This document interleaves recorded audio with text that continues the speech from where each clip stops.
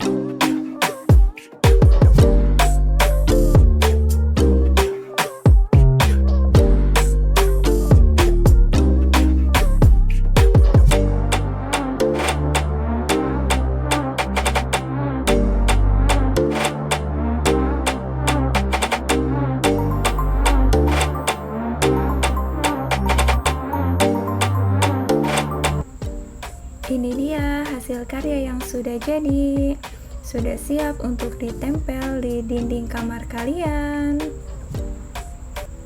Jangan lupa like, komen, subscribe, dan juga share video ini ke teman-teman kalian. Kalau kalian sudah coba dan sudah jadi, jangan lupa tag di IG aku ya. Thanks for watching, sampai jumpa di video selanjutnya, bye.